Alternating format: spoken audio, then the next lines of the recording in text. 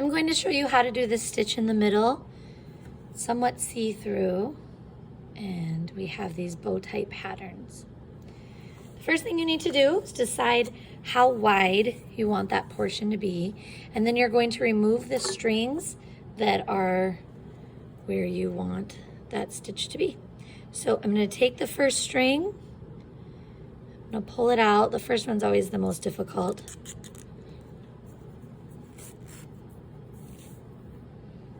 Okay, then you're going to remove another one and another one until you get it as wide as you want it to be. Usually I recommend starting around 8 to 10. Sometimes when you have fewer that are out, it's a little bit harder to keep that stitch in. Okay, you're going to continue to do that until you have 8 to 10 or more if you would like. This one right here has 10 pulled out, so I'm going to show you on here. You're next going to take your needle and your string. I tie a knot, but that's optional. All right, the first thing you're going to do is you're going to start by going under some of these strings. Again, like everything else, it is up to you how far under you would like to go. I usually start with about 8, and you can do more or less, but it should be an even number. So 1, 2, 3, 4. Okay, so I went under 8, and then I'm coming up through my burlap. For this one especially, you want to leave a pretty good tail on there. Okay, so now I'm going to come towards me, and I'm going to go over half of my stitches. So for me, that's 4. If you did 12, it would be 6. If you did 4, it would be 2. So I'm going to go over half of my stitches that I went that way. So 1, 2, 3, 4. So I'm going to go over 4 and then under 4.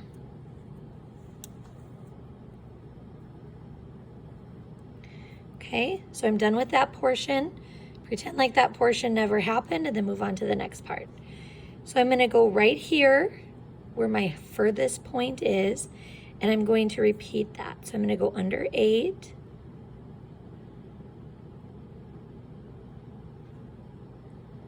And then I'm going to come out.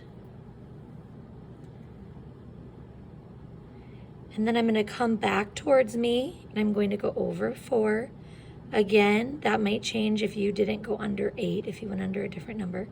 So I'm going to go over 4 and then under 4. And instead of going all the way back to where the burlap started, I'm just going to go to where my stitch started.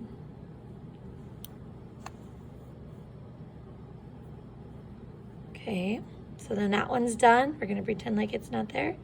So I'm going to start here. I'm going to go under 8. And come up. And then now I'm going to go towards myself and over 4 and under 4. And then come out where I started that stitch. All right, so you will just keep doing that. So I'm going to start here until you get all the way to the edge. In the meantime, if you want to see how the stitch is going to look, you can take this end and take this end and pull them tight and then pull them out this way.